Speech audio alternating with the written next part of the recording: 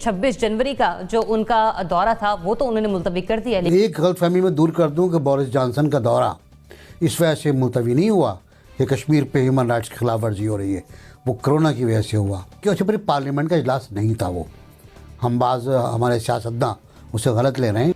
तो पहली बात तो ये अभी तक हिंदुस्तान का पलड़ा भारी है, लेकिन वो इंडियन इन्फ्लुएंस की वजह से नहीं हो सकी। हेलो फ्रेंड्स, जय हिंद। A very warm welcome to Hindustan special. आज की वीडियो में पाकिस्तान का झूठा प्रोपेगेंडा पाकिस्तानी मीडिया ने ही बेनकाब कर दिया है। नासिर बेग ने पाकिस्तान की पोल खोल कर रख दी है। भारत के प्रभाव को भी पाकिस्तानी मीडिया ने बहुत जोरदार बताया है। पाकिस्तानी खबरों में ये बहुत चर्चा हो रही थी कि ब्रिटेन की पार्लियामेंट में कश्मीर पर बहस हुई है, लेकिन आज की वीडियो में पाकिस्तानी मीडिया ये बता रहा है कि ब्रिटेन की पार्लियामेंट में ऐसा नहीं हुआ। ये सिर्फ एक आम कमेटी की बैठक थी, जबकि पाकिस्तान झूठा प्रोपेगेंडा कर रहा था। इस पर उसका झूठ सबके सामने आ गया है और दूसरा झूठ भी नासिर बेग ने सबके सामने रख दिया। पाकिस्तानी मीडिया का दूसरा बड़ा झूठ ये था कि बोरिस जॉनसन ह्यूमन राइट्स की वजह से भारत नहीं आए, बल्कि हकीकत आपको पाकिस्तानी मीडिया खुद ही बता रहा है। तो चलिए दोस्तों, आज की वीडियो की तरफ चलते हैं। पाकिस्तान की जानिब से एक सवाल ये भी उठाया जा रहा है कि बोरिस जॉनसन इस सिलसिले में मजीद क्या इक़दाम उठा सकते हैं, क्योंकि 26 जनवरी का जो उनका दौरा था वो तो उन्होंने मुलतवी कर दिया, लेकिन क्या बात सिर्फ यहीं तक रह जाएगी या इससे आगे भी कश्मीरियों के हवाले से कोई ना कोई आवाज़, कोई ना कोई अलम मजीद बुलंद किया जाएगा। NBC खुद बरतानवी पार्लियामेंट में कहा गया कि 2015 से 2020 के दौरान बरतानिया ने 50 अरब पाउंड मालियत का असलहा भारत को बेचा है। मतलब ये कि ये बातें पाकिस्तान से नहीं बाहर से उठ रही हैं। मजीद पेशरफ भी फिर मुतवक्को होगी। हमारा वज़ीर ख़ारजा कहते हैं सॉरी कि ये हमारी बड़ी सिफारती कामयाबी है।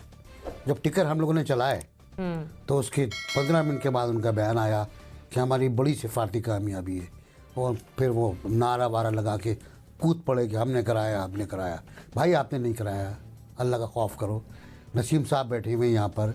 तो एक तो मसला ये है कि अच्छा फिर पार्लियामेंट का इजलास नहीं था वो, हम हमारे सियासतदान उसे गलत ले रहे हैं। वो एक कमेटी का इजलास था, एक कॉकस का इजलास था, एक कमेटी रूम में इजलास था। पार्लियामेंट हाउस के कमेटी रूम में एक इजलास था। बड़ी अच्छी बातें हुई, बहुत तगड़ी बातें हुई।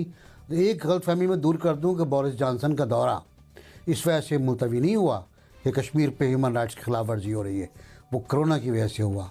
इंग्लैंड में जो कोरोना की सूरत हाल है उससे वो परेशान हो गए थे। असल बात क्या है? असल बात यह है कि यूरोपीय यूनियन अभी तक हम रीएक्टिवेट नहीं कर पाए। हम तो खैर नहीं, वो खुद रीएक्टिवेट नहीं हो रहा है। उनके यहाँ बहुत स्ट्रॉन्ग रेजोल्यूशन आई थी, वो मंजूर हुई थी, उस पर वोटिंग होनी थी, वो वोटिंग हिंदुस्तान ने रुकवा दी। तो पहली बात तो ये अभी तक हिंदुस्तान का पलड़ा भारी है। दूसरी बात ये, ब्रिटेन खुद जिम्मेदार है मसला कश्मीर का। ब्रिटेन को यह एहसास जुर्म रहेगा कि उसने एक बहुत बड़ा ब्लंडर किया, साजिश की, और कश्मीर को हिंदुस्तान के हवाले करने का पूरा प्लान बना के दे दिया। गुरदासपुर से लेकर जो सड़क दी जाती है, तो वो खुद जिम्मेदार है। वो उसको अनरिजॉल्व छोड़ गया। अब वो किस तरह करेगा मुझे समझ में नहीं आता। आप करोड़ों डॉलर, अरबों डॉलर के पाउंड्स के आप मुआहदे कर रहे हो, आपके डिफेंस मुआहदे हो रहे हैं, आपकी दोस्तियां हैं, आप ह्यूमन राइट्स पे बात करने को तैयार ही नहीं हो। हुकूमत बरतानिया ने कौन सा बयान दिया ह्यूमन राइट्स के बारे में?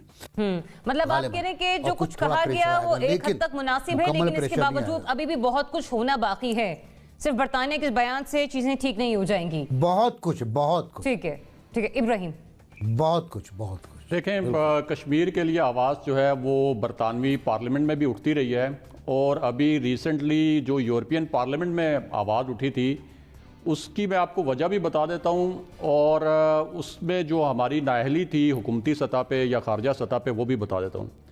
एक तो मैं आपको बताऊँ कि चेयरमैन कश्मीर कौंसिल यूरोप जो हैं, शायद आप लोग जानते हो, अली रज़ा सैयद, वो हर साल वहाँ पे एक कश्मीर EU वीक करवाते हैं यूरोपियन पार्लियामेंट के अंदर, और उसमें वो बरतानवी अरकान पार्लियामेंट जो कि कश्मीर पर पाकिस्तानी मौक़िफ़ के करीब मौक़िफ़ रखते हैं उनको बुलाते हैं, और यूरोपियन पार्लियामेंट के मेंबर्स भी, यूरोपियन पार्लियामेंट में वो 7 दिन का होता है वो ये जो इवेंट है, मैंने और बहुत से साथियों ने ये अटेंड भी किया हुआ है, और उसमें इतना वो यानी मुदल्लल तरीके से कश्मीर का मुकदमा पेश करते हैं कि वो कंटिन्यूसली 10-12 साल से हो रहा है। तो इस मरतबा ये जो यकतरफा इकदाम किया है नरेंद्र मोदी ने कश्मीर में, उसके बाद वो उनकी जो पार्लियामेंट की जो खारजा अमूर की कमेटी है वहाँ पे मामला गया, और ये जिसका अभी सर नासिर बेग चुगताई साहब ने भी जिक्र किया है, और वहाँ पे फिर वोटिंग भी होनी थी, लेकिन वो इंडियन इन्फ्लुएंस की वजह से नहीं हो सकी। लेकिन अब हुआ क्या है?